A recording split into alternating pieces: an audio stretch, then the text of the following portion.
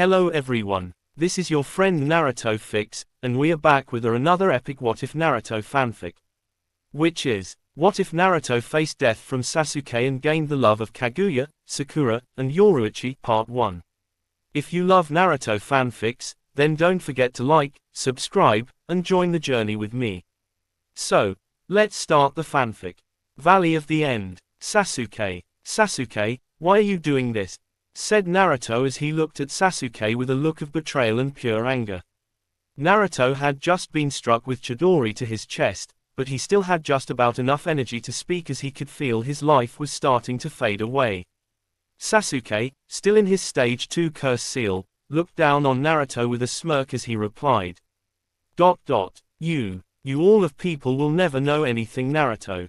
Just look at you. From the day you were born, all you ever dreamed about was becoming Hokage. Why? To gain affection and respect you will never be worthy of. You grew up in fear of everybody because they hated you so badly, and you could do anything about it but try to change their minds about you. Your entire existence will amount to nothing, because your purpose on this earth is not worthy any amount of space. You are a waste, Naruto. You have trained and trained, but you still couldn't even hope to match up to my power, even with that Kyuubi's vast unlimited power. Naruto's eye widened in surprise to what Sasuke said to him, and Sasuke continued. Yes, I know about you being a Jinchuriki. I was told by the civilian council that you possess the 9 tails, and they didn't want you to have it in the first place. But they, chuckles darkly. They found out the Kyuubi was split into 2 before the Yondaime could seal it into you. He sealed the yang half into himself, then sealed the other half into you. I have the Yondaime's body, and I gave it to Orochimaru in exchange for me having that power of the Kyuubi which will be sealed into me. All I needed to do, is get rid of the other half inside you so I don't have annoyances like you in the future. Sasuke's evil grin began to get wider and wider, with his wings started spreading outwards as he held his head in laughter, then looked into the sky as he yelled, "Nothing will stop me from killing him, and reforming the Uchiha clan to its former glory. This world will be an all-Uchiha world. Ha. With that, Sasuke flew off to the land of rice patties and didn't look back, leaving Naruto to die from the Chidori he shoved into his chest. Naruto started to cough up blood as his eyelids started to close up. Suke. I'll get you for this. Naruto's mindscape. In the cage that was held by the seal, the cubby roared loudly in fury as its tail whipped violently. Dammmm that Uchiha. Damn them allll, said the Kyuubi as it saw the water on the floor beginning to raise and the small piece of paper holding the seal shut was being burnt away. No, this can't be it. I can't let him die this way. I promised her I would take care of him. Maybe, yes, it's possible. The Kyuubi calmed down, and relaxed onto its belly and closed its eyes as it said, "Hear me. Hear my voice, Otsutsuki, leader of the greatest clan in the cosmos. Hear my voice as I call upon you for a proposal to be made. Hhhheeremee." The Kyuubi waited, and in a flashlight, a white orb with a Tomo symbol appeared before the 9-tailed beast, and everything froze in mid-air with only the orb and the 9-tailed fox still being able to move. The orb spoke in a feminine voice as it said, "Kyuubi Kurama. Strongest Biju of all 9 Bu and the guardian of the fire country. I hear your voice calling for me. What is this proposal you wish to tell me of? Speak, or I shall leave to return to the prison my idiotic son placed me in." The Kyuubi didn't waste any time to reply and said back to the white orb, "I know what you have planned, Otsutsuki, and I can help you accomplish this, if you can hear me out. I wish for us to change places. I shall stay in the moon, and remain there for all eternity. You on the other hand, will live to see the day and night, and breathe the air as your presence will walk this very earth again. But through this boy that is reaching the cold unpleasant hands of death. I may not know this, but I believe you have some control over those who govern death. If you can spare this boy, and give him a second chance, he will not fail at reviving your body back to life, and bringing your world order back in full control. Please consider this, Otsutsuki. Kaguya. For a whole minute, there was a silence between both the orb and the Kyuubi, but their silence was gone as the orb spoke. This boy, is his name Uzumaki Naruto? The one my foolish son and the toads prophesied to be the one who shall decide what is to happen to this world. The Kyuubi nodded as he replied, yes, it is him. If he is to die, the chances of your revival shall become very narrow since you will need me to be sealed in. To the Gedo statue. My other yang half is also useful, but it would be very impossible for your source to find a way into extracting that half. The orb made a then came closer to the Kyuubi, then spoke again. I shall give this boy a second chance. In fact, I shall change all aspects of him to suit my liking. I shall make him my very first mate, and grant him a range of power that will overrule my feeble son of a sage. This boy will no longer be bound to Hagoromo's will. He shall have free will to do what he wants, and command my power to his will, so long as he can find a way to have me feel the ground under my aching feet, and feel the soothing heat of the sun on my skin. I shall have my other son help me in this request. I accept your proposal, Kurama Kyuubi, strongest of the 9 Biju and guardian of the fire country. The Kyuubi smiled as its sharp teeth appeared and a teardrop fell from the 9-tailed fox's right eye as a white light began to envelope the nin-tailed fox's body. In mere seconds, the body of the 9-tailed beast started to disappear into small crystal particles starting from the feet, body, tails, to its neck and head. After 1 minute, nothing was left of the fox, but the orb began to change shape into a 5 feet 4 feet tall woman in possession of very delicate facial features, as she had extremely long, sweeping white hair that touched the ground, and the most noticeable thing about her appearance were the 2 horn-like protrusions which stuck out from her head. She possessed eyes that were similar if not exactly the pale Byakugan eyes, and a third eye on the center of her forehead with its eyelids parting vertically. Her eyebrows were cut very short and she wore a dark shade of lipstick on her lips and a dark shade of nail polish on her long fingernails. She wore the transitional high-collared hime kimono which was adorned with intricate lines and tomo running down the center and edges of the gown, and wore very flat shoes. The mindscape of Naruto began to also reform as the water went down till there was nothing left, but the piece of paper tar. T held the seal was now replaced by the gates being merged into one by the very center having the Kenji seal engraved into it. The woman placed the index finger and middle finger of her right hand on top of her closed third eye and spoke out loud. Reo, God of all things death. My dearest son, can you hear me? Mother, said another masculine voice, think of Vegeta's English voice, that spoke within Kaguya's mind. Yes, it is me, my dear son. I am not yet whole, but I am free from your brother's prison. Mother, it has been so long since I spoke to you. How can I be of service to the woman who gave me all the power I will today? Reo, my dear son, I am sealed inside my chosen mate and husband. I have recently made a deal with one of your brother's creations to be sealed inside his child of prophecy, and now, my mate is slowly losing his life, and will most likely appear in one of your dimensions. What I need from you is to set this boy free, and strip him of his lifespan to give him immortality. I also need you to create a carbon copy of the special forces that protect heaven and the rest of this world. I have other requests, but I shall make happen them on my own. Can you do this for me, my dearest son? Said Kaguya. After 2 minutes of silence, the voice spoke again as it said, I could never deny any request you make, mother. I shall do as you wish, and help you in your future endeavors. But be warned, one of Hagoromo's children sleep deep within your husband's soul. If you do not rid of it soon, the soul will grow strong and try to take your husband's body for himself.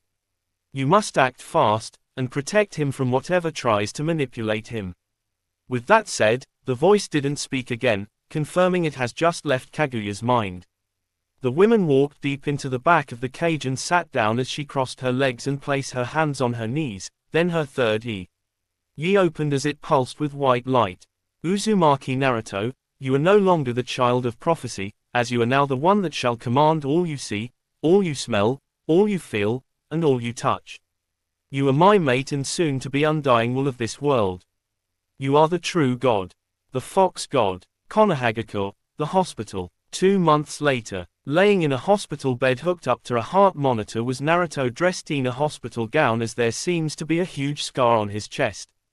Sitting beside him was Sakura Haruno, now dressed in a pink dress that reached past her knees and wore regular sandals instead of the usual ones, and had her Konoha ninja headband tied around her neck, with her hair now fully grown reaching past her firm buttocks.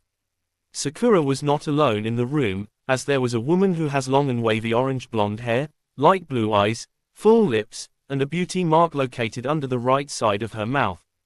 She has a very curvaceous figure, with the most distinctive feature being her nice round buttocks and her very large eye. En complete match to those of Shunned.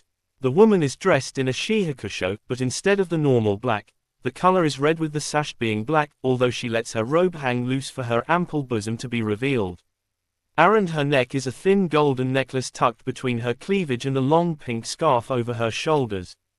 In addition to her garb, there is an armband worn on her sash, as opposed to around the arm. She carries a katana sword that is inside a black scabbard, and the tsuba is in the shape of a cat's head, with two triangles on the top half curving into ear points, and the bottom half tapering down into a single point, with the sword having a dark red handle. The beautiful woman has the sword behind her clipped onto her waist obi. Naruto slowly opened his eyes, and moaned as he tried to sit up and looked around to see where he is. Where am I?" said Naruto. He looked to his right side to see Sakura sitting on the chair beside the hospital bed, and eye widened as the memory of him being stabbed with a chidori by Sasuke and seeing him fly off to Orochimaru. Sakura quickly stood up from her chair and said, Naruto, you're finally awake. Thank Kami." Sakura smiled happily, but stopped as she noticed Naruto looking down to his lap. Naruto, what's wrong?" said Sakura. Naruto didn't look back Sakura, but replied, "Sakura. I tried to bring him back, but Naruto felt something touch his whiskered cheek, and looked to see it was Sakura's hand that caressed it. Naruto-kun, I asked you to promise me you would bring him back, but I didn't want it at the cost of your life. Sasuke has made his choice very clear, and I can accept that completely, as I have never cared about him. What I can't accept is him trying to kill you. So please, don't blame yourself for something you had no fault in. I don't hate you, Naruto-kun. I am more than happy to know you survived," said Sakura as she graced Naruto with a smile that made Naruto smile himself, then gain a blush from the added suffix to his name. "Thanks, Sakura-chan. That means a lot to me. How long have I been out?" said Naruto. Sakura sighed and replied, "About 2 months. You were on a slow recovery, but a good one at that. Other things were happening to you while you were in a coma, and these people came to see you. Well, they were the ones who found you before Kakashi-sensei could." Naruto raised his right eyebrow in confusion, then heard someone clear her throat. He looked over Sakura to see the woman that was standing behind Sakura. The woman spoke. "Good afternoon, Naruto-sama. My name is Rangaku Matsumoto, Lieutenant of the 10th Squad of the 13 Protection Squads under your command, and I am here as your personal guard to ensure no enemies are to enter this very room and commit any crime of trying to harm you. I was assigned this duty by Sotoko-sama, if you asking you gave it in the first place. Single quote, comma dot, back quote, back quote, back quote, back quote, back quote, cue cricket in the background. Quote dot dot dot. Excuse me, said Naruto as he looked at the now identified Rangaku with a question mark over his head. Rangaku was about to speak, but stopped as he bonked herself in the head, then left the room. Naruto looked over to Sakura, who shrugged as she said, "These people have been here since you arrived. Ed. And Tsunade-sama has been trying to figure out where exactly do they come from. It's been really crazy around here, Naruto-kun. Especially with what's been happening since you came back from the retrieval mission." Rangaku came back with Tsunade, who held a clipboard in her right hand, and walked over to Naruto's left side of the bed as she said to him, "Hello Naruto. It's good to see you're finally back on your feet. Listen Naruto, over the duration of your coma, I have been trying to dig up some information about you and your parents, since a lot of stuff has been happening around here that basically revolves around you, to say the least. Naruto scratched the back of his head and said, "The third Hokage said that I didn't have any parents and he never knew them."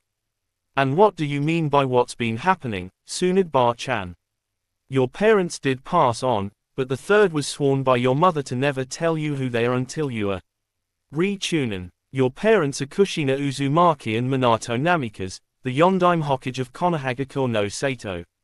Naruto's eye widened at that information, and further clenched the sheets of his hospital bed as he could see so many memories passing through his very ocean blue eyes in high speeds. Meanwhile that was happening, Shunned continued to speak. "As what's been happening to you? Well, Sai, the seal that once held the Kyuubi, reshaped into a high complex seal Jiraiya couldn't even decipher or understand to give a description on what's doing to you and what's inside. The nine-tailed fox that you once had is now gone. I had Inoiki check what was inside the seal, but he didn't sense any of the nine tails chakra anymore, but sensed an even greater chakra source more powerful than the Kyuubi's. He found a woman inside of you who calls herself Kaguya Otsutsuki, and explained everything that was happening to you. According to what she said, the Kyuubi made a deal with her for you to live, in exchange for him to be sighs and rubs forehead with left hand. Sealed into the moon, which is Kaguya's former prison. That woman agreed and changed places with the Kyuubi as she is now inside of you. Naruto, in just 2 months, you gained a range of abilities with a whole new dojutsu that had us all wondering what exactly has she been trying to do to you. I had everything about you examined, and I was able to come to a conclusion that you hold nearly all the known Kekkei Genkai and Tota along with a lot of elemental ninjutsu and genjutsu, and knowledge of a lot of techniques. I can't exactly name them all, but Naruto, for what it's worth, that woman is someone nobody even believe existed. She didn't exactly tell us who or what she is, but Jiraiya has been asking the Toad summons on who she could really be. Jiraiya hasn't returned, but I'm hoping it's something good and not bad." Naruto sat there in silence as he tried to take in all the information that he kept on seeing before his very eyes, and didn't mention word to anyone in the room. Shunned had expected him to normally get angry, throw things around in emotional frustration and be very depressed about hearing who his parents, then happy at knowing the Kyuubi is gone and gaining more abilities. But instead, he just sits there as if he already knew everything she just told him. Inoiki was right. There seems to be a change in his personality and overall character. He isn't as loud and brash as he was before, but there are still parts of him that still remain. I twitch, unfortunately. Shunned Bar-chan. What about the people that found my body where I fought Sasuke? Said Naruto, still not looking at Shunned as he was still feeling the flood of memories coming to him. Shunned snapped out of her stupor and answered, "These people are actually created by, well, you apparently. From what Kaguya said, these people are," sighs loudly, "Naruto, I wish I could explain, but it would just give me one mean headache like it did when Rangaku-san over here explained to me and the council and elders, which I don't want to be repeat of. These people are like your summons. I don't know where they came from, but all I know is that you are well in control of them." "Shunned-san is right, Naruto-sama," said Rangaku, "you created us all to serve and protect you, along with you family and your people. We are currently stationed just at the Land of the Wind, as we are all awaiting for your presence and order. I was sent to rescue you from the battle you had with Uchiha Sasuke, and ensure that you survive all injuries you have from the battle.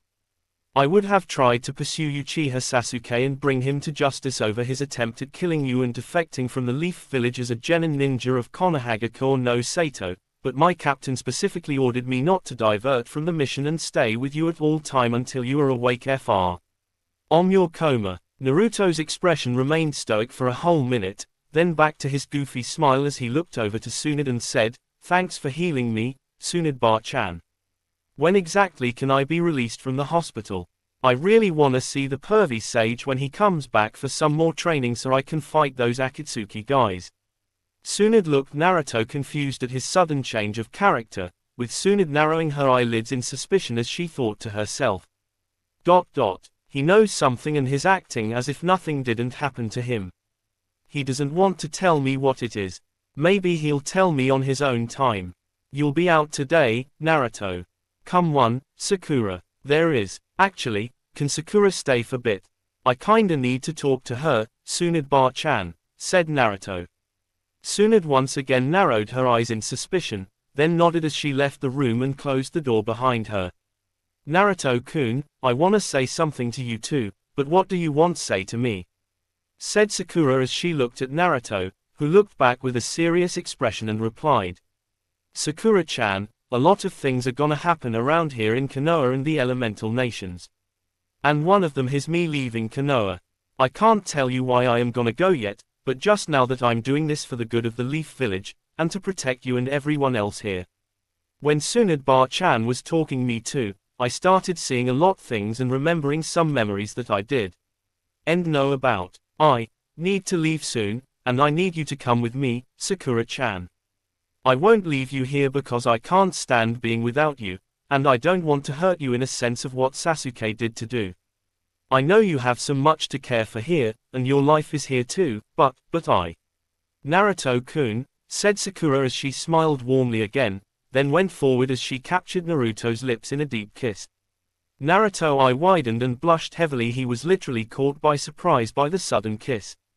Sakura pulled back and continued. I don't really have much to live for here anymore. Like I said, a lot has happened since you were in a coma. Sakura grabbed Naruto's right hand and with her own, then looked down for seconds before she looked back to Naruto as she said. I found out a lot stuff about my mom, and the civilian council. My mom is responsible for a lot bad things about me. My lifestyle, what I have done, my bad choices, and how I treated you back when we were kids after the first day you and I became friends. The civilian council were actually planning on having me, Ino, Tenten, Hinata, Yakumo Kurama, even other children be given as slaves to Sasuke for nothing but bridge. Eating a whole Uchiha clan for them to take control of. Of course, Sasuke didn't know about this, and he wasn't supposed to know until he was finally old enough to be the clan head of his clan. Some us were lucky enough not to get involved in their idiot ploy as they left those kids alone, but me and Ino, we weren't so much lucky as them. My mom placed some sort of seal on me that replaced my personality, my characteristics, and memories with what I used to be. She even had me raped to be prepared for Sasuke to impregnate me. She also had Sasuke's sperm injected into me a month before Sasuke defected. Rangaku-san saw the seal, and showed it to Tsunade-sama, who got it removed with Jiraiya-sama's help, then investigated on what exactly the civilian council had to do with it.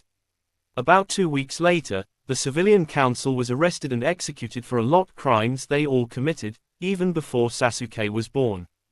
It turns out that they were involved with Orochimaru in getting the third Hokage killed, and selling the bodies of dead Hyuga main branch members, Uchiha men and W.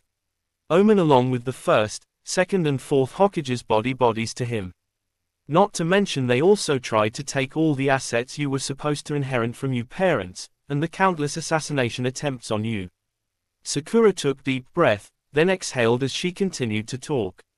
When I found about all of this, I abandoned the Haruno surname, and burned down the house my mom and dad lived in. I got rid of all the things they have ever bought me, and aborted the child I was carrying. Since then, I stayed at your apartment, then sometimes sleep here right next to you.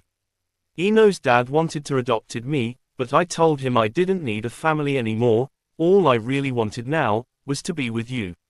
Sakura smiled sadly as tears began to stream down her face, and continued to speak again with sobbing in between. I'm so sorry for how I have treated you, Naruto-kun. All the times I bullied you, hit you for no reason and called you those god-awful names and things. I'm so sorry for constantly rejecting you, and making you feel so horrible about yourself when there was absolutely nothing wrong with you at all.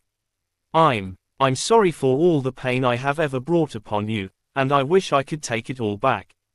Naruto-kun, please forgive me. I promise that I will always be by your side and support you on everything you do, even if it's wrong. I'll do anything you want me to do, Naruto-kun. I'll go wherever you go. I don't have anything left to live for, and you're the only thing I really care about now. So, if you wanna leave Konoha, then I'll go with you. I'll do anything for you. Naruto-kun. Rangaku smiled sadly as she looked at Sakura and Naruto, who cupped Sakura's cheeks and wiped her tears away. Naruto kissed Sakura on her gorgeous forehead, then looked into her jade-green eyes as he said, "Sakura-chan, you have nothing to apologize for. Everything that happened to you wasn't your fault, and you didn't do anything wrong to me. You were forced against your own will to act that way. All the stuff you did back when we were still kids wasn't you at all, and I knew from the very day after we met that something was wrong with you because of how you started talking to me and treating me, but I didn't give up on what we had. I kept on being friends with you until I started liking you more and more to how I feel about you know. All those times you said you hated me, I blocked all of that out, and I kept on thinking of much I love you and how you would return my feelings someday. And now, I couldn't be any more happier that you truly do care about me and only me just as I do for you. Sakura-chan, I love you, and I always will love you, no matter what happens to you and me."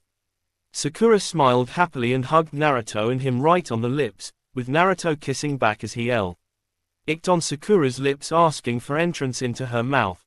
Sakura gladly opened her mouth for Naruto's tongue to explore, and moaned as Naruto easily dominated her mouth as he tasted every inch of her mouth. After a few seconds, the both of them parted away from the kiss in need for air, but Sakura smiled as her cheeks began to match the color of her long beautiful hair. Naruto also smiled, but got serious as he looked at Rangaku with a serious expression. Rangaku saw this, and cleared her throat and said, "I wait for your orders, Naruto-sama." Naruto got off the bed from the left side, then walked up to Rangaku as he said to her, "I need you to go back to Seiraitai and tell the Sotoko to have Kenpachi Zaraki come here to Konohagakure no Sato and destroy my father's mansion and have all his assets go up in flames.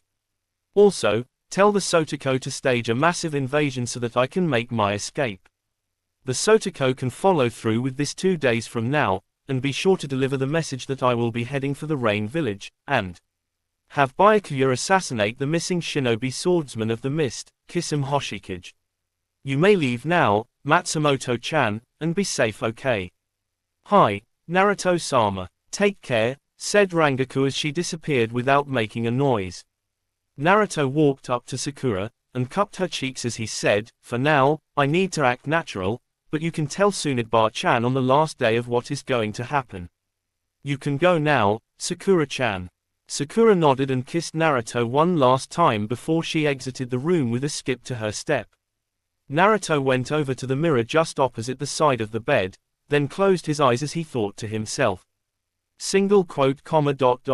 "I know you're there. Can I talk to you?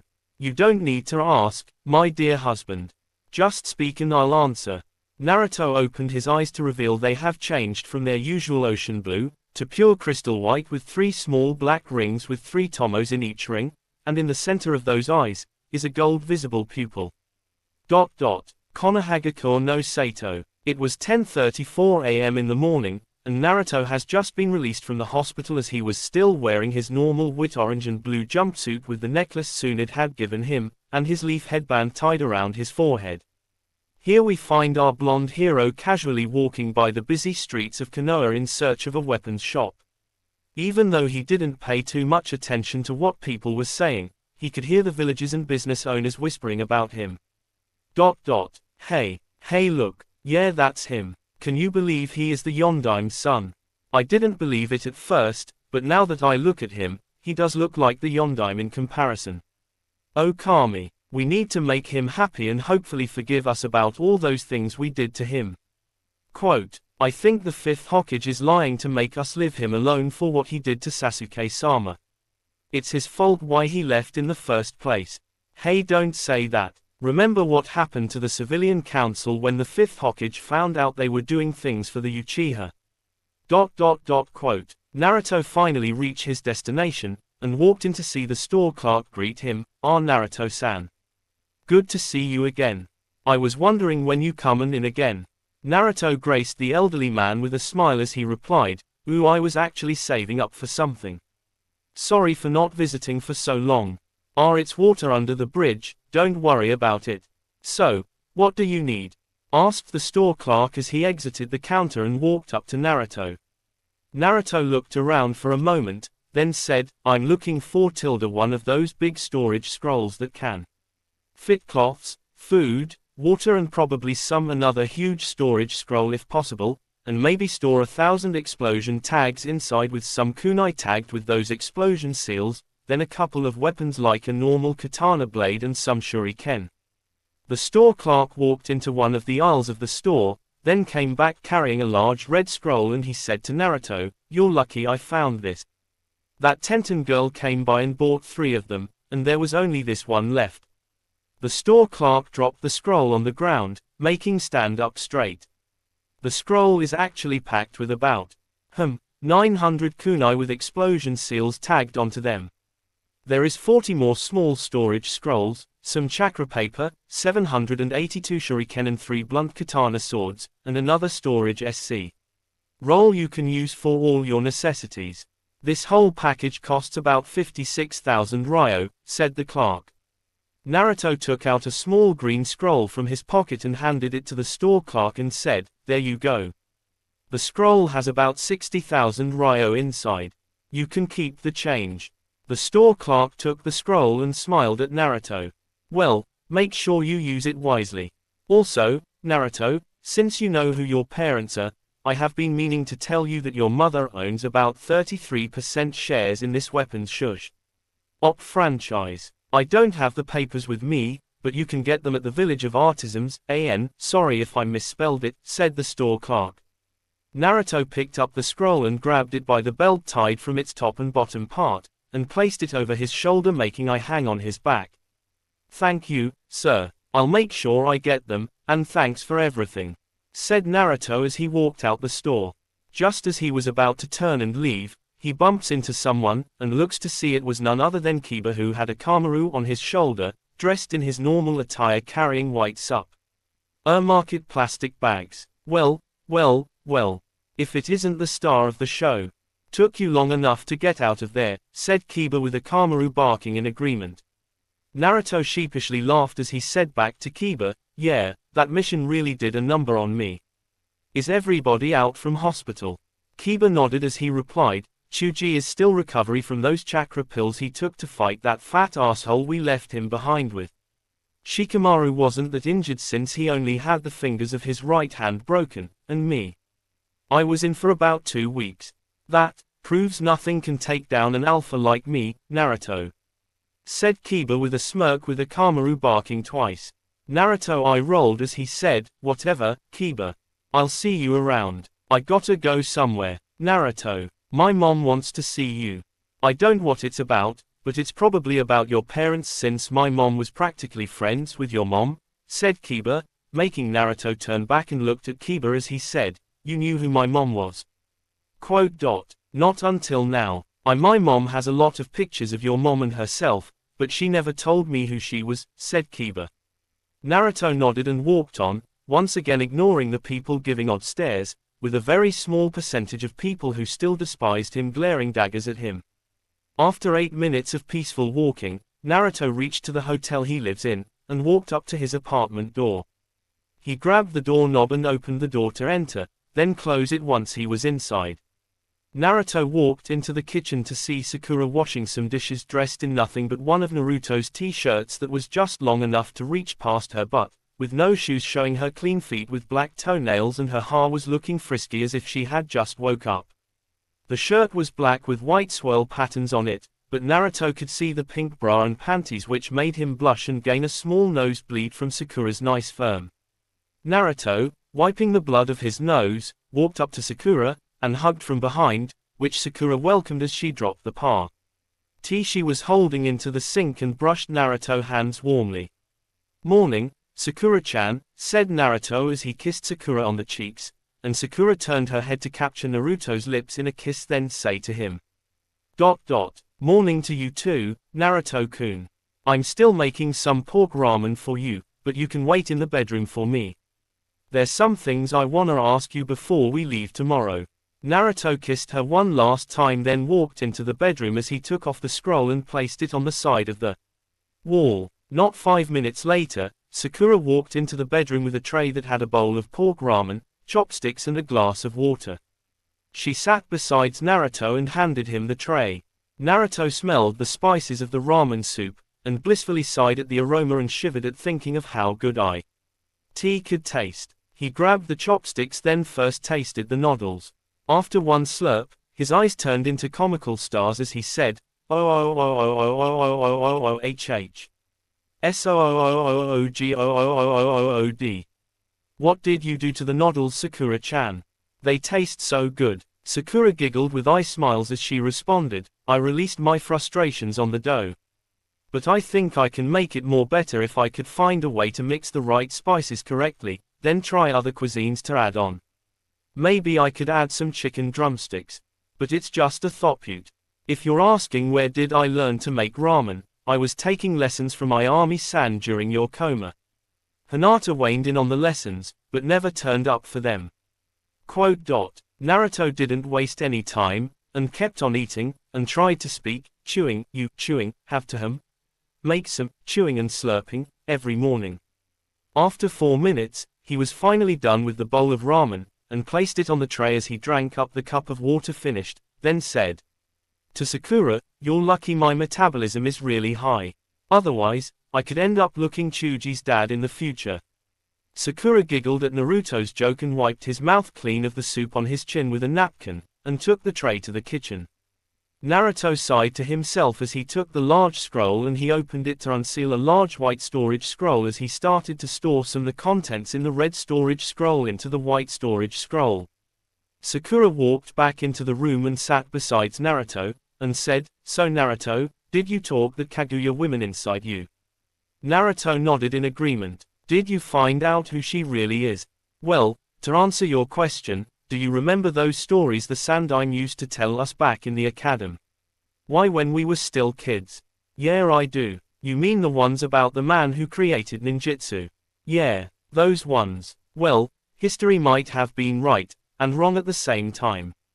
That man's name is Hagoromo Otsutsuki, also known as the Sage of the Six Paths. In any history lesson, the only thing you will hear about him is how he came to defeat a huge gigantic 10-tailed beast on his own, and brought peace to the world, but that isn't the whole truth. He did have family. One being his brother, and the beast he fought was actually his mother. His mother is the very same woman inside me, Sakura-chan," said Naruto as Sakura's eye widened slightly, but continued to listen to what Naruto had to say. Kaguya isn't human in the slightest, as she comes from a huge clan that doesn't originate from this planet. She was born here, yes, but her parents are from somewhere else. Kaguya lived in a time period where the world was torn between a lot of war, and raised up to end it all as she ate from a tree that bared the fruit that had great power, which is chakra. After she ate the fruit, she ended the wars around the world and brought a new world order that created eternal peace for all humans. Some could say that her ways were cruel, but I actually believe that peace through a system of justice was really a good idea. Moving along, people started respecting her and worshipping her as they called the rabbit goddess, but as the years continued, they even started to hate more than they ever did, but they fear her because of her godel. Why power and called the great demon. Kaguya, with the help of the holy tree, bared the seed to carry 2 children, and give birth to 2 boys. One was named Hamura and Kaguya dubbed him a god who will rule over life and death itself and take the heavens and the afterlife for himself, while the second boy was named Hagoromo, who was dubbed by Kaguya to be a warrior who will continue to lead this world on the right after her. Kaguya raised and trained the both of them equally to become very strong and gifted the both of them with their own abilities that got the both of those men where they are today. Now, according to what you would hear in history if they had a say in this, it would be stated that Kaguya grew jealous of her sons and tried to take her chakra back from them because she saw they were growing too strong. But the actual truth is that Hagoromo rebelled against Kaguya's way of life and her wishes for him, and wanted nothing but to change it into peace for all humanity where no one is ruled over any system or monarchy, and forgiveness would be the answer to all the hatred of the world. Kaguya was angered by this, then turned into her beast form, which is the 10-tailed beast, said Sakura. Exactly. Hamura wanted to fight alongside her mother, but Kaguya ordered him to leave and let the world be no matter what the outcome of her fight with Hagoromo may be. Unfortunately, Hagoromo won the fight by sealing Kaguya into himself. Before Hagoromo passed on, he decided to split Kaguya into 9 pieces and gave each of these 9 pieces names and named them the 9 Biju. After that was done, he used a technique called the Chibaku Tensei, which is a jutsu that takes up parts of the earth and form into one big rock, and sealed Kaguya into that very same result of that jutsu, which humanity now calls the moon. Sakura gasped in awe as she said to Naruto, "Was the sage of the 6 paths that powerful, Naruto-kun?" "Meh," said Naruto with a shrug, "I wouldn't say that. The sage only used the 6 paths of the Renegan, Senjutsu, 3 or 4 taijutsu attacks that only stopped Kaguya-chan momentarily, then his B-cent strategy was to seal Kaguya within himself." Sakura sweet-joked as she said, "Naruto-kun, you talk as if you could do better than him, when even I know that it would take a while to master all the things he did, even with Kaguya on your side." Naruto chuckled as he looked at Sakura with his eyes flashing to his dojutsu and said to her, "Of course I can. People could say the sage started ninjutsu, but the matter of the truth is he never even knew about it in the first place. He created ninjutsu, which is a way for every human being to connect to one other using chakra, and through that load of crap, he gave all humans chakra. Well, not every human being." "What do you mean?" asked Sakura as she looked at Naruto in confusion.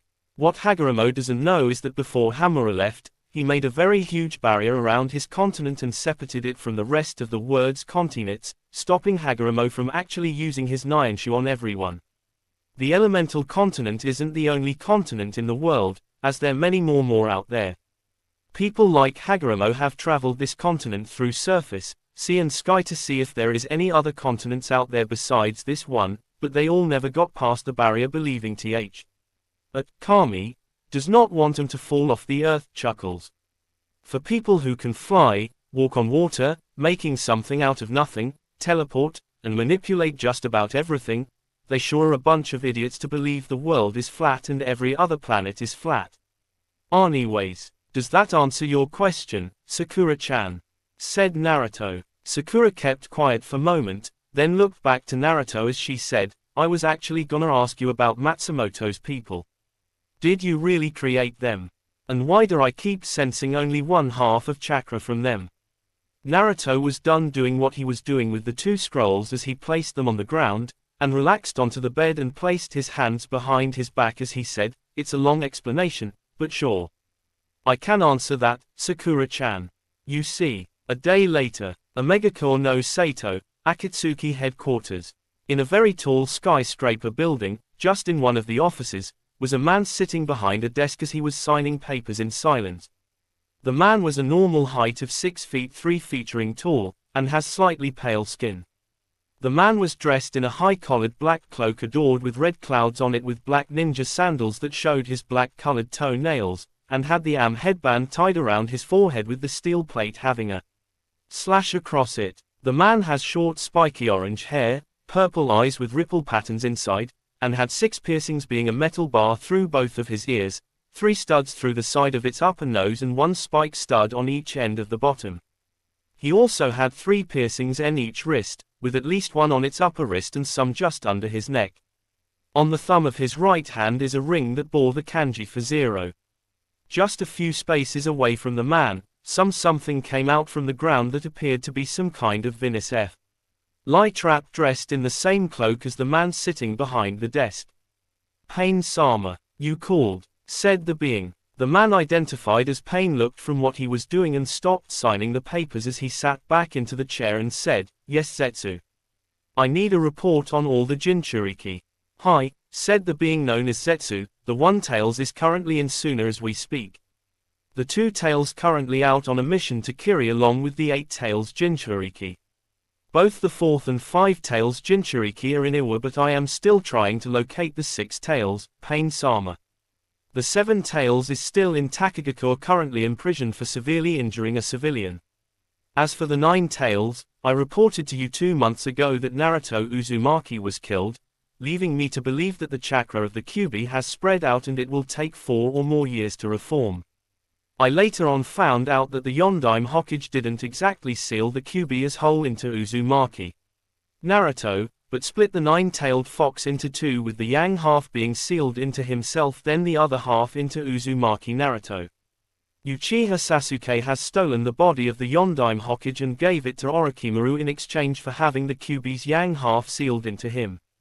I'm still trying to find all of Orochimaru's hidden bases so that I could locate where Sasuke is, but it has rather become difficult. Itachi has betrayed us all, and left to go back and find his brother in the hopes that we won't get to him first.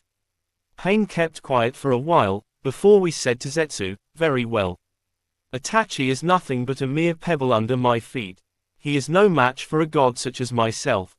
Is everyone else in the organization well and alive?" Quote, "Not so, Pain-sama," said Zetsu. "I found Kisame Hoshikage's dead body just north of Kirigaku's gates, and from the looks of it, he was killed through a barrage of senbon. Whoever the killer is, left a trail of grey tree leaves. I took the ring before Kisame's body was collected by the Kiri-nin. As for Itachi, he hasn't made it to Konohagakure no Sato yet, but he is sure to arrive soon." "Very well," said Pain as he stood from his chair and walked over to his cabinet and took out a box full of rings. I shall put all our plans on hold until I can find two missing ninja who can replace Kisame and Itachi. For now, you can continue to search for the six tails and make sure you locate Uchiha Sasuke. If you are to find Orochimaru, do not engage. I shall be the one to make him feel the wrath of a real god." Southern parts of Am. Deep with the forests just near Am, a certain blue-haired woman was sitting on rock talking to a bright light that was in a humanoid shape. "No wait, Yahiko. I have said all that I could say to you, Konan-chan. I cannot tell you what path to take now, but I can only hope that you choose the correct one this time. Goodbye, Konan-chan." Single quote. The humanoid light vanished from Konan's sight, leaving her alone in the woods as she looked down onto her knees and covered her face with both hands as she wept silently. From behind her, a humanoid figure hidden in the shadows spoke to her in a dark masculine voice. You asked me to show the soul of your dead friend, and you wanted to hear the truth from him. Now you shall decide what is to happen, Konan of Am. Will you continue to follow your fallen comrade in his insane dream of the world's destruction and be betrayed as you will be discarded and sidelined? Ed, or will you pledge your allegiance to the one true God, and work to revive the greatest world order that ever existed since the beginning of time? The decision is entirely up to you, Konan of Am. All you have to do is submit to him, and sign that contract. As I have told you, you shall not be mistreated nor shall you feel the pain of being left out, alone and pushed aside like you have been all along since the passing of both your comrades. He will change your life, along with the lives of those who live here in the Rain Village. He can take away the dark cloud that hangs over this village and bring pure sunshine over it all. It is your choice, Konan of Amekaga no Sato. For 3 minutes, Konan remained silent as she looked down to her knees and removed her hands from her face. She looked up, revealing her amber eyes now clear of tears and her sobbing expression reverting back to its stoic and cold expression, and she took out a piece of brown paper that was rolled up, then unrolled it as she opened it up, bit her right thumb and signed her name at the very bottom of the paper, which flashed black before it appeared on the paper as red ink. The back of Konan's neck, just on the right side of it, a tattoo appeared that was a kenji surrounded by a blazon G circle with the kenji meaning, angel. Konan stood up from the rock and walked only 4 steps forward to the figure and handed over the signed paper. Konan walked away, but stopped as she heard the shadowed figure speak. Because of this, the future has become 10 times better than it was before, and you have now broken through the barriers of your past and present, stepping into your new life as a real angel for a real god. The shadowed figure smiled as his clean white teeth shined and his brown eyes flashed once, right before the figure vanished without a sound. Konan looked over her right shoulder, and from deep within her amber eyes. Her pupils began flash and straighten up to form into slits.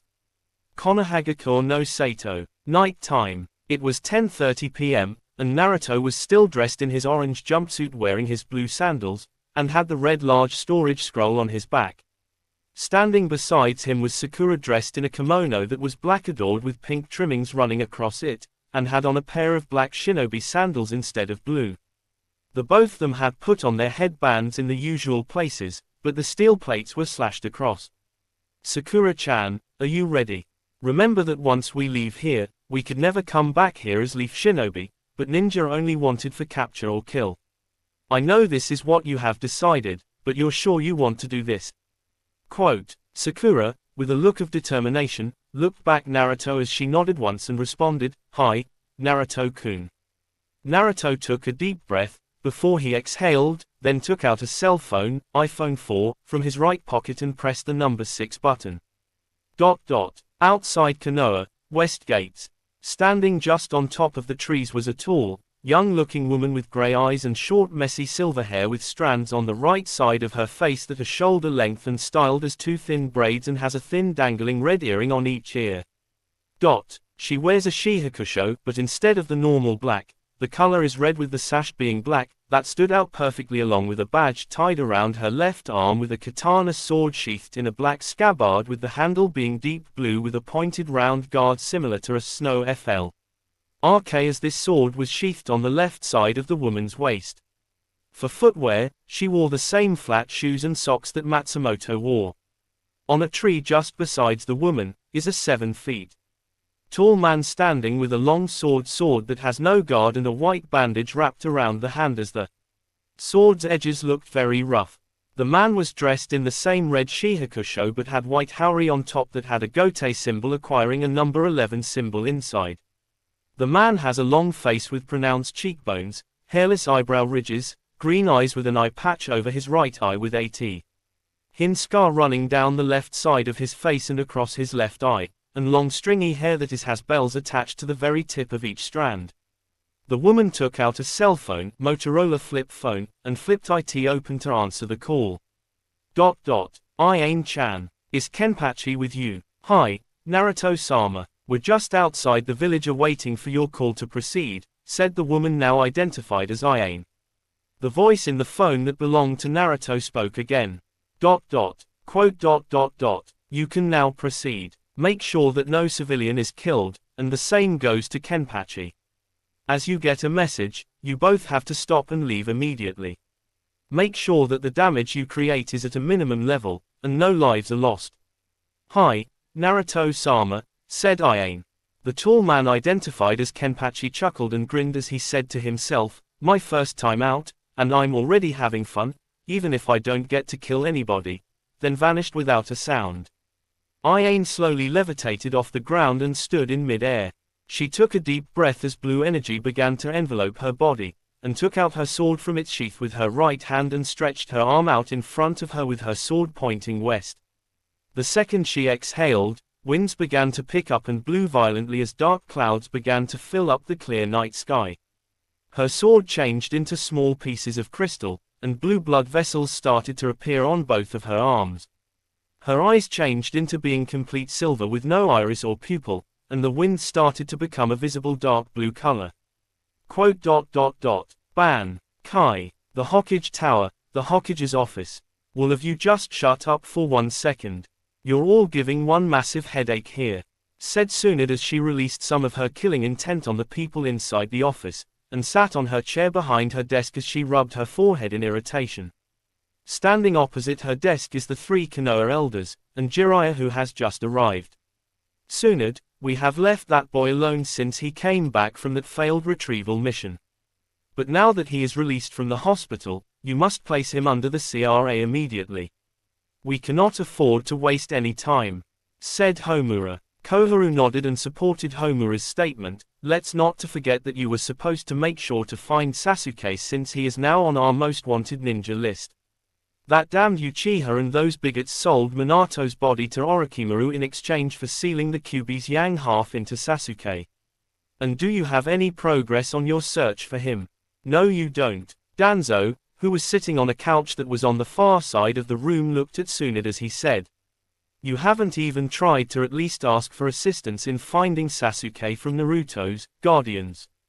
Did you even bother to request a meeting with them? Tsunade, I have some really bad news you need to hear right now. It's about, shut up, can you feel that?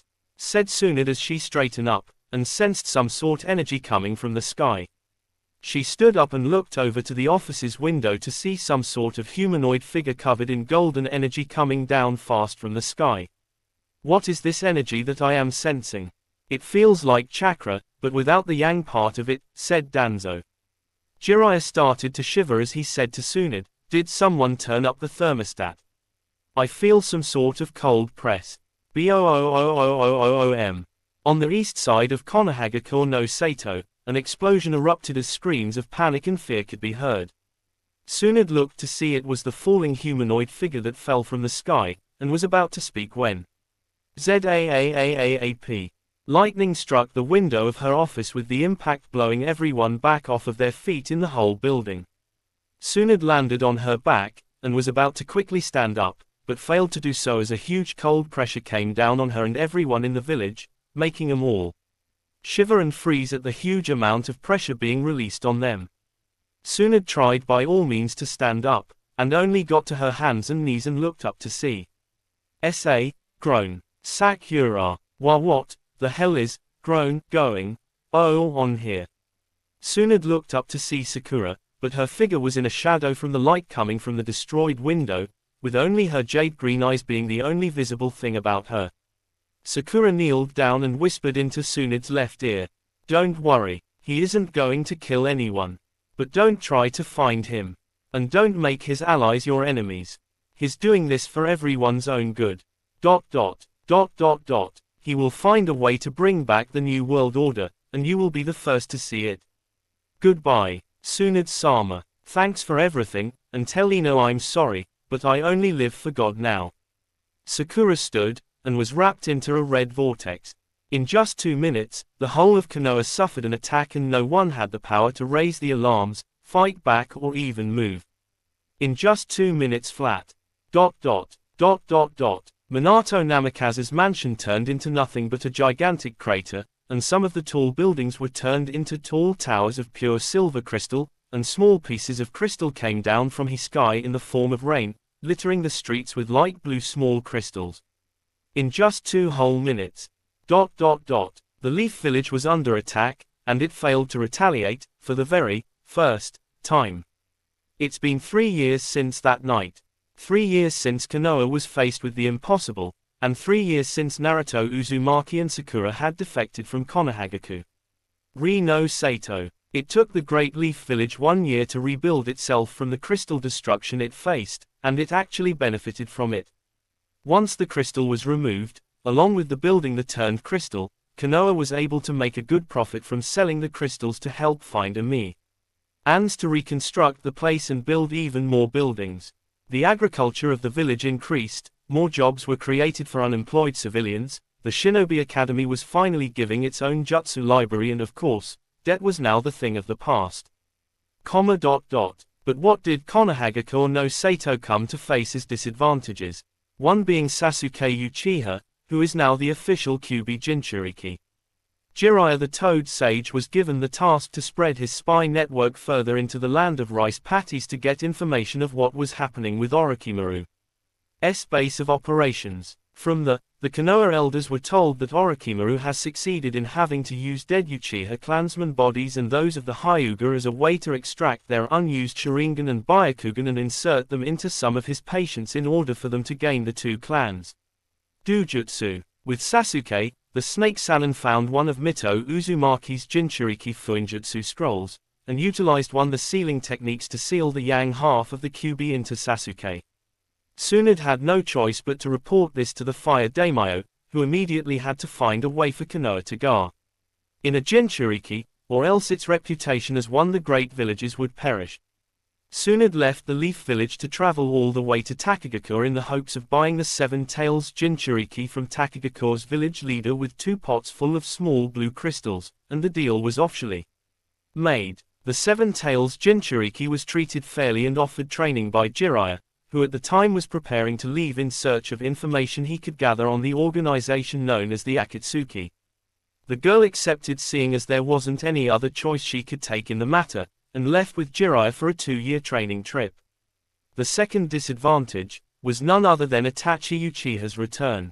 When he came back to Konoha, the truth behind the Uchiha clan massacre was told to the village, which made a number of clans begin to lose trust in the elders of the village, believing that if a clan does not stay in line with the given rules, or either try to have the clan head go for the Hokage seat, that clan would be removed of the radar in just one fell swoop. It was then that the Kurama clan decided to leave Konoha with the daimyo's permission, and live in one of the towns of the Fire Country. Lastly, was Naruto. Amongst the populace of Konoha, rumors began to spread such as Naruto being kidnapped by a Wagakure since it was made known that Minato Namikaze made an enemy out of them since the Third Shinobi War, or that Naruto died during the mysterious attack of Crystal Lightning and Val Ling asteroid. But the truth was made a month after the attack that the overwhelming pressure, the destruction of the Yondaime Hokage's mansion and the Crystal Storm was the making of Naruto's secret army force, the Gotei 13, which was renamed to the Gotei Kami 13, the 13 Godly Protection Squad. Naruto used them to make an escape from the village, and defected from Konoha along with Sakura, destroying his entire inheritance and whatever belonged to him, with the Uzumaki shrine vanishing 6 days after his defection. By the vote of the new Konoha Council, Naruto was made a missing ninja with an S-rank threat level and a flee-on-sight order. Some of his abilities were named in the bingo book, such as his range of Kekkei Genkai and Kekkei Tota, the Juubugan, which was dubbed as a mixed dojutsu of the Sharingan, Byaku Gan, and the long-forgotten Rinnegan, and being a Jinchuriki of an ancient goddess known as Kaguya Otsutsuki, which had the entire elemental nations buzzing with wonder as to who this goddess could be, and how Naruto ended up with the goddess in the first place. Iwa, Suna, Kumo, even villages like Kusa and Hoshigakure and still are on the hunt for Naruto, with each village having its own reasons. Konoha, by Tsunade and the elders' decision, was to stay away from the boy and Sakura since his secret army made it perfectly clear that they will destroy the entire village if they try to go looking for him. Currently, it was 11:45 a.m. in the morning, and Tsunade was seated at her desk doing paperwork as usual. Sigh. I did not sign up for this bullshit, was what Tsunade thought to herself as she stopped signing the papers, and relaxed onto her chair. As she took a deep breath, then exhaled tiredly. Shizune, who was standing beside Tsunade with Tonton in her hands, looked on in pity at her teacher and mentor as she said to Tsunade, "Tsunade-sama, maybe you should rest a bit. You can take the day off if you need to.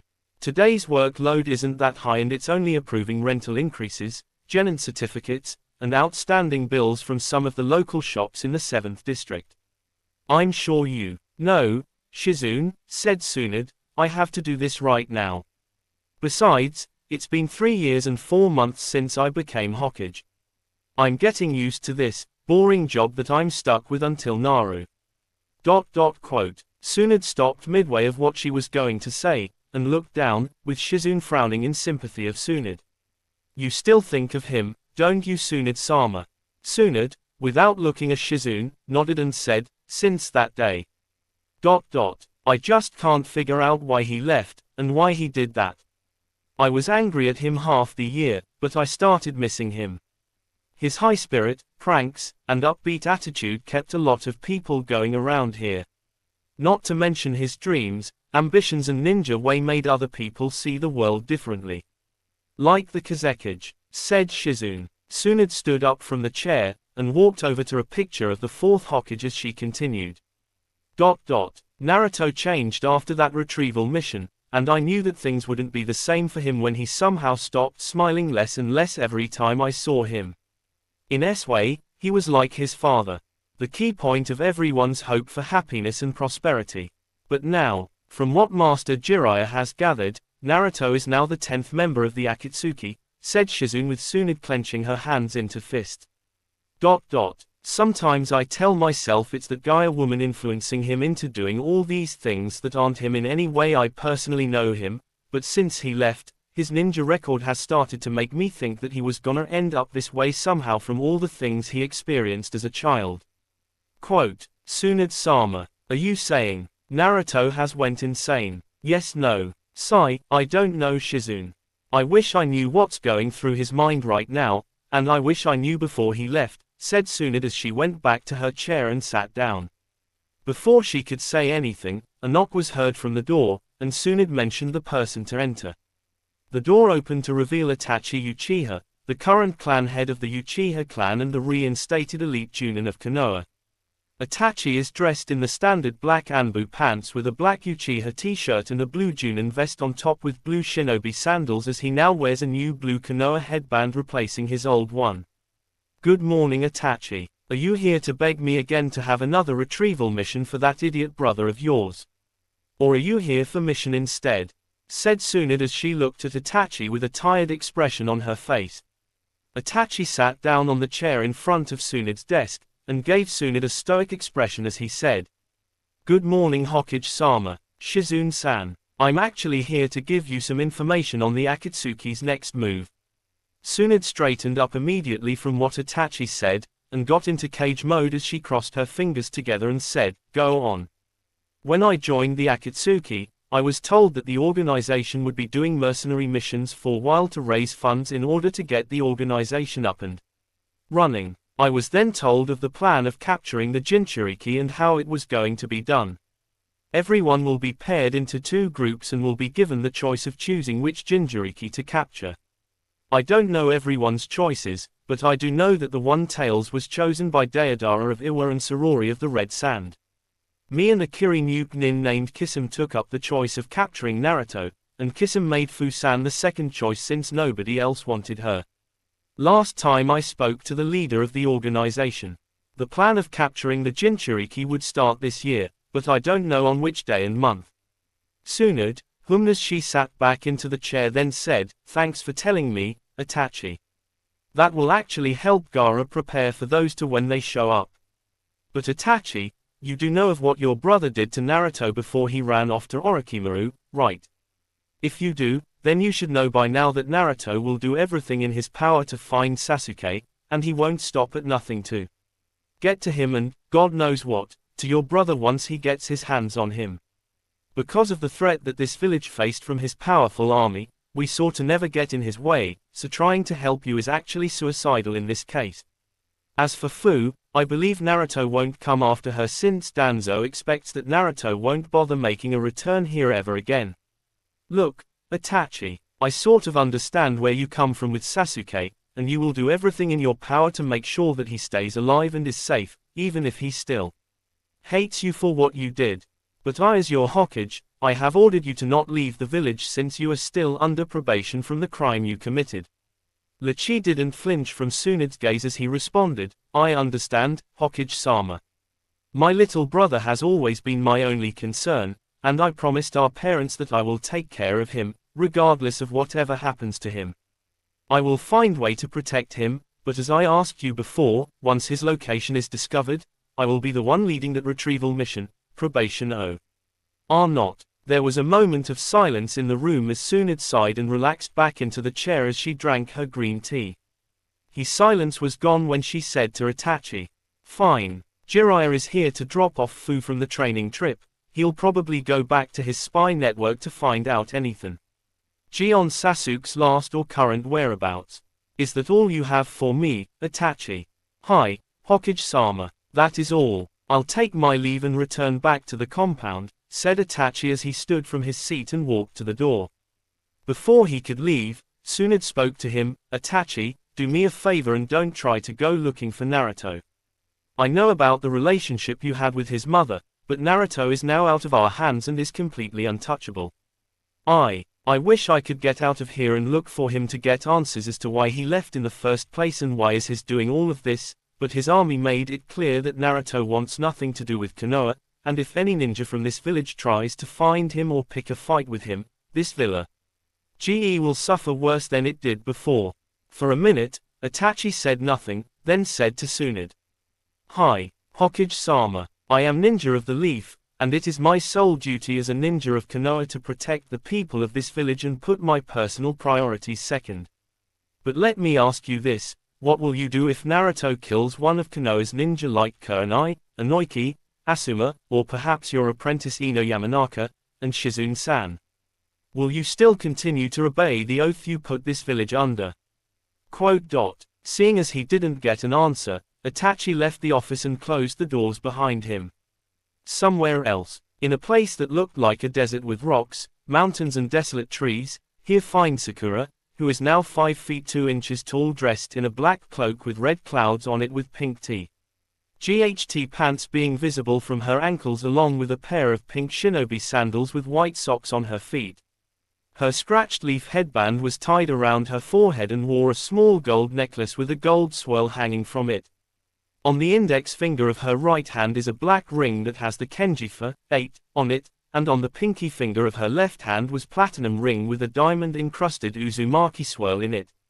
Her facial features haven't changed save for the studs on both of her ears and a tattoo that is a circle S surrounding a kanji that meant queen.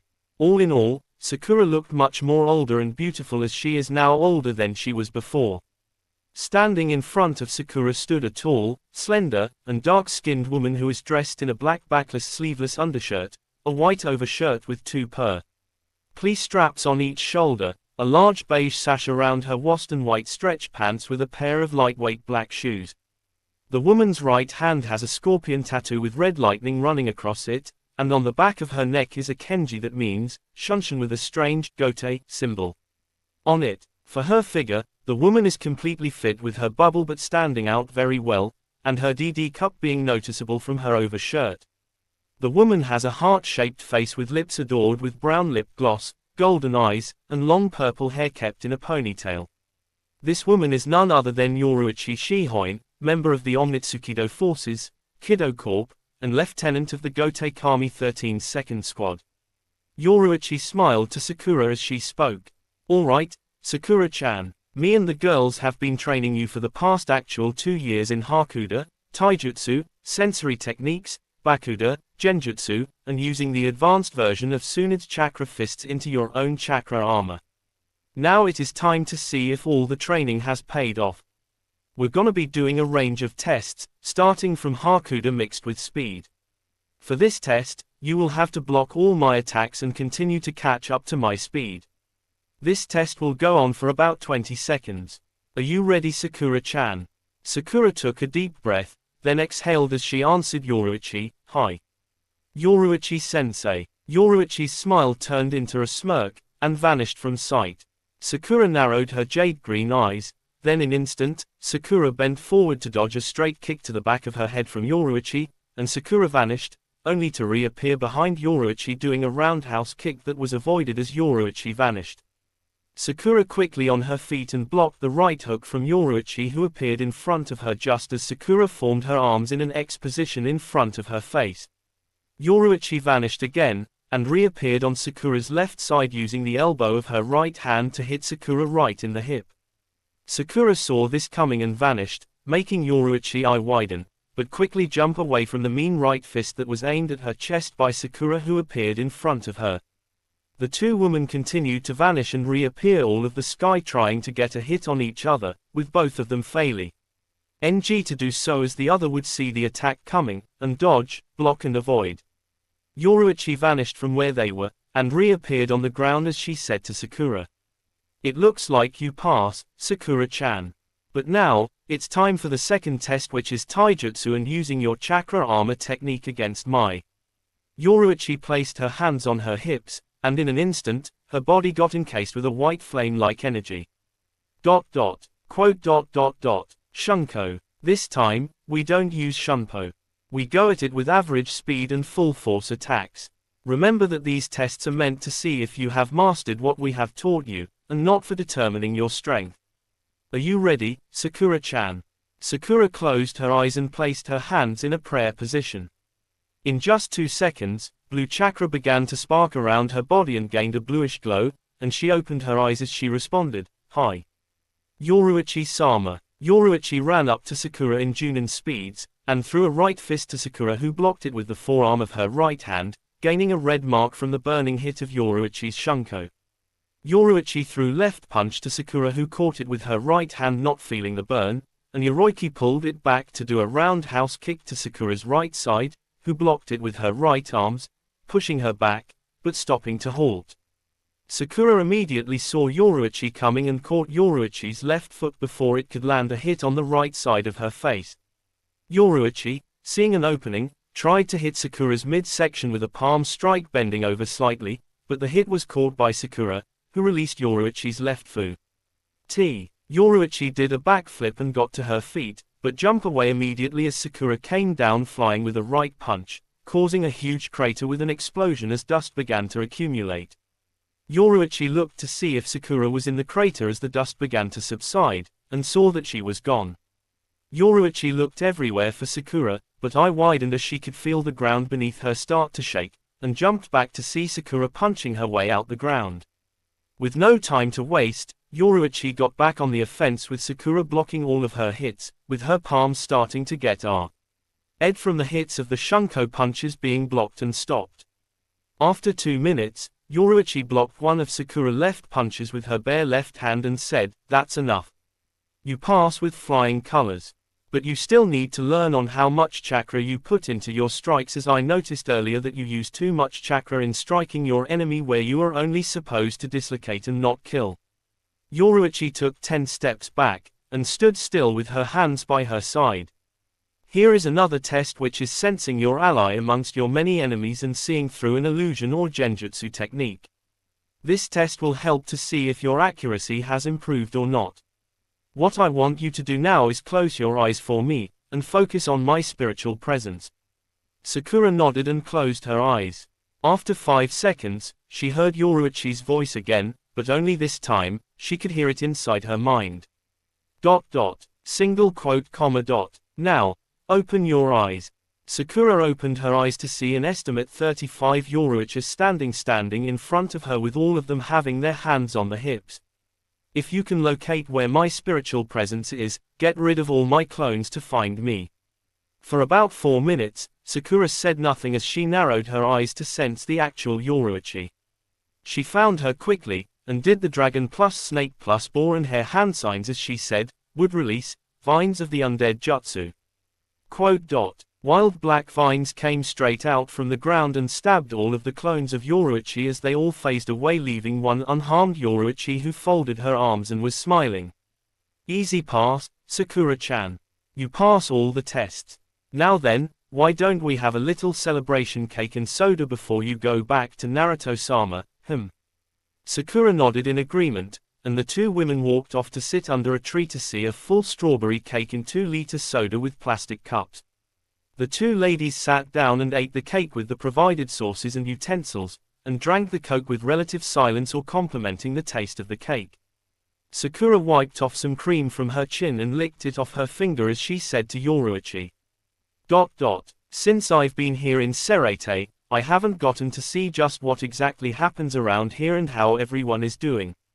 How are you guys, by the way? What do you normally do around here when Naruto doesn't send in a mission for guys? Well, said Yoruichi, Serete is actually peaceful and quiet. Some people, like Byakuya and Rukia-chan, are used to it as they prefer a peaceful environment with peace and quiet, but some of us don't. A lot of us do spars, target practice and nuke nin pouching, which is a pastime for everyone besides the Sotoko and Komamura Teiko. To be honest, we don't really do much around here. Ouch. I'm sorry, you guys really don't have anything to do. Boredom and can really be a mood killer. You all need something to do to escape this boredom. I really wish I could help. Actually, Sakura-chan, said Yoruichi as she began to smirk, you can help us get rid of the boredom. Sakura gave Yoruichi a confused expression as she said back to Yoruichi, me. How can I help? Even if I could, I won't be able to stay around as Naruto-kun wants me always by his side starting today. I'm just waiting for the call, then I can go to him. It's really simple, Sakura-chan. All you have to do is convince Naruto-sama on removing the barrier the Soul King created around the elemental nations. That's how you can help. The barrier? I don't think that's a good idea, Yoruichi-sensei. Removing the barrier could start up a lot of commotion, not to mention that Hallows will be flooding over here because of chakra, and the Soul King is the only person who knows what will happen if a person with chakra either gets eaten by a Hallow or turns into a Hallow. Besides, the people of the elemental nations aren't like regular people from around the world. They can see you guys.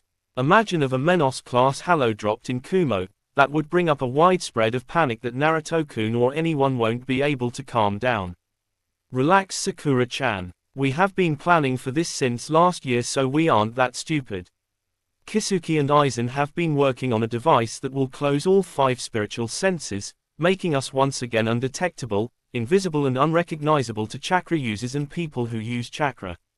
The device will be given to everyone to use when we're given missions that aren't really that related to Element Nation affairs. Plus, it's already been tested out when Soichan was on a stealth mission to retrieve documents regarding the whereabouts of the Sanbi, and it works well. Besides Sakura-chan, we are more fast in travel than Soul Society's Gotei 13, as they use the old Senkaiman to get from one place to the other. We, on the other hand, have now created higher standards of Shunpo and Sonido, whereas I can lock onto a person's spiritual presence or signature, and Shunpo. Over there, it's like the Yondaime Hokage's yellow flash, but the difference is that we don't use markers. So, will you tell him to switch it off? Sakura drank some of the soda, and placed the cup down as she looked at Yoruichi and asked, I get that all of you want to have the same regular duties, as Soul Society's Gotei 13 does, but what if they come here? Won't that mean? Here is what's going to happen. When the elemental nation pops up on their world map for Earth, the energy readings will be completely off the charts, and they will most likely send someone, a captain and his or her lieutenant, to come and investigate. The Sotoko will do the same and send a message to them that this continent is completely off limits and should never return. The penalty for them coming here in the first place will be losing a captain. If they try again, we wipe out half of their Seiraitai even if they try to resist. By then, they will know not to ever with us again. As for their problems, we can take them head on with no problem, said Yoruichi with a smirk on her face. Sakura was about to speak, but felt something vibrate in the pocket of the cloak, and took it out to reveal a cell phone, Windows Phone. Well, it looks like my training is over. The Moon's Eye plan is starting now. Look, Yoruichi-sensei, I will try and ask him to pull the barrier down, and I'll give him the same reason you gave me on why you all want the barrier gone. He might do it, and at the same time he will most likely come here to try and confirm why you all want it gone. Good enough. Yoruichi nodded and said to Sakura, before you leave, taps lips with left index finger. Sakura sighed, but got closer to Yoruichi's face and captured her lips in a hot as she caressed the dark-skinned woman's cheeks, who moaned into the kiss as she parted from it with a little saliva between them. Sakura stood up and said to Yoruichi, you are such a sucker for my Yoruichi-sensei, and I'm not even that good at kissing. What can I say, said Yoruichi as crossed her legs and smiled. Sakura, I'm a natural subby to my master's wives. Sakura giggled and I smiled at Yoruichi's statement, and sunk into the ground fast, leaving no trail of her ever being there. Konohagakure no Sato, outside the west gate. In the forest that was near the west gate of the Leaf Village, here we find Jiraiya the Toad Sage dressed in his usual attire, still carrying the large scroll on his back. Besides him was slender, petite, androgynous, dark tan-skinned girl dressed in blue shinobi sandals, fishnet shorts with a short apron skirt over it, white midriff shirt with fishnet armor underneath, long with white armlets, and a blue Konoha headband wide around her right arm. The girl appears to have a heart-shaped face with brown lipstick on her lips and a little bit of makeup on her cheeks, orange pupilless eyes and short spiky mint green hair. This girl is Fu, current 7 tiles Jinchuriki of Konoha and Genin. Well, here we are, finally back from the training trip. Are you ready to get into the swing of being a leaf shinobi, Fu?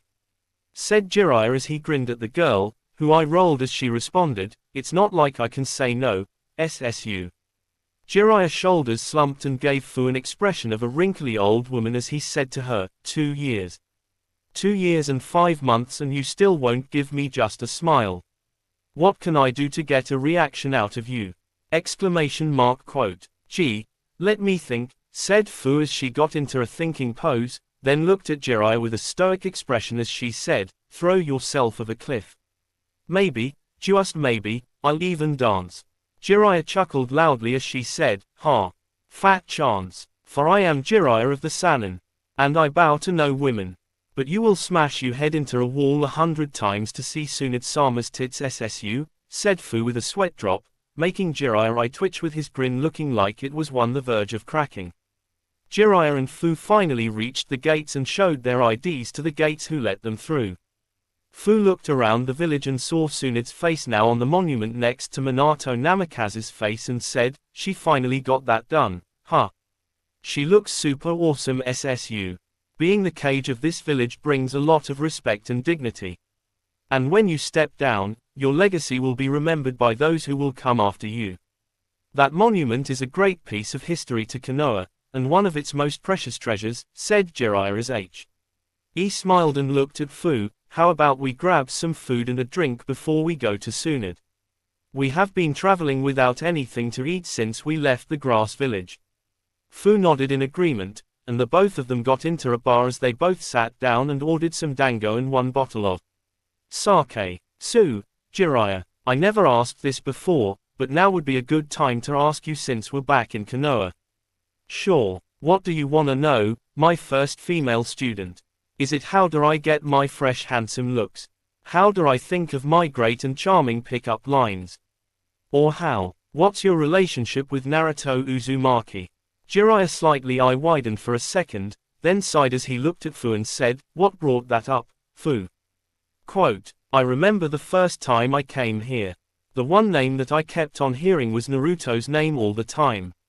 Then I heard his father is the Yondaime Hokage Minato Namikaze, who is one of your very first students. I was actually suspecting that you do have something with his son since you trained the father," said Fu. "Well, Fu, you're right about me having a relationship with Naruto. Before he was born, his parents made me and Tsunde his godparents. Tsunde wasn't around to hear this, but I eventually told her after she became Hokage. On the night Minato and Kushina died sealing the Kyuubi into Naruto, I swore to them both that I would take care of their son, and protect him from any harm that came his way. Unfortunately, I wasn't always there for Naruto when he grew up, and even when I only saved him from the constant mob attacks he got as a kid. I was visiting the village every after 3 months to report to the Sandaime of what I could gather on the Akatsuki, so spending time with him as I was opposed to was just impossible. When I finally got some time with him, I taught him how to summon, then his father's best jutsu, which is the Rasengan. In just a short while, I really became close to him. But then, everything changed when he came back from that Sasuke Uchiha retrieval mission. Naruto came back with so many changes that confused me deeply. I wasn't around when he woke up, but Tsunde told to me that Naruto's personality had shifted, and he seemed to stop being the always grin at everything idiot that he usually was. That didn't worry me much, but made me believe that he finally has decided to let go of his former teammate Sasuke Uchiha, and focus on himself, but I was wrong. Naruto used his special forces to defect from the village with Sakura. That tore up a lot of people in this village. Ever since that day, Tsunde hasn't drank a single drop of sake and stopped gambling for a while. Naruto's friends were heartbroken, especially Hiyashi's daughter Hinata Hyuga. One of the Chunin from the Shinobi Academy stopped teaching, and retired early from his ninja duties. Fu eye widened as she said, "Wow, he must be really special to have that effect on people." Jiri tiredly chuckled and responded, "The irony of it all is that he always was special. But now, he's more invincible than special. Naruto came to me 6 months after he and Sakura defected, and told me that he never meant to harm anyone from the village, and left to protect everyone from his enemies. I didn't understand him back then, but a part of me actually trusts him for what he is doing. My relationship with Naruto is actually a relationship between shinobi and fellow shinobi, instead of the one relationship his parents hoped for. Do you sometimes wish you could go back in time and change that, Jiraiya?" said Fu as she gave the sage a solemn look. "I used to, but now I realize that maybe I just wasn't really meant to be his godfather. According to what the Toads say about him now, his values in life haven't changed, but his dreams, ambitions and his destiny have changed for the better, and for the worst." Sigh. There was a relative silence between the two as they both looked at the dango. Fu took a bite, and swallowed it once it was chewed and said to Jiraiya, "I never knew there were people who grew up like me in the elemental nations. Me and Naruto could have been friends if we met earlier." Sigh, you're right, Fu. I guess you're right. But now, Any chance of that happening is gone, somehow. Omegakure no Sato. In a dark room that has very little light, stood 10 people all dressed in black cloaks with red clothes on them. One of the beings who has the Rinnegan spoke. It has been 3 years since the plans of capturing Jinchuriki was held off. Now it is time. You have your paired partners and targets. The first target will be the One-Tails. Is that clear, Deidara, Sasori? Whatever you say, Leader Sama. I'd like to get a crack at Sasori's cousin, For the last time, stop calling him that, Deidara, said a deeper voice that belonged to a hunched-back dwarf puppet. Another figure, who has some sort of weapon on his back spoke. What about the 7 tails and 9 tails? I haven't heard anyone taking those targets. A short childish figure with pure crystal white eyes that have 3 small black rings with 3 tomos in each ring, and in the center of those eyes, is a gold visible pupil spoke. I could care less about any other Jinchuriki. Fu and Sasuke are my prey. Anyone who has a problem will have to deal with me. There you again, Uzumaki. Talking as if we're all enemies here. No one said they have a problem. You're the only person with problems. Shut up, Kakazu-san, said another figure that has white eyes with a little blue outlining the iris and a small black dot for pupils. Tenseigan, you will insult my brother in my presence. Enough. You all have your targets. Deidara, Sasori, you will contact us as soon as you have captured the Shukaku. All the figures soon vanished, leaving no trace of them behind. If you enjoy this fanfic then please like and subscribe my channel Narutofix 11. Thank you.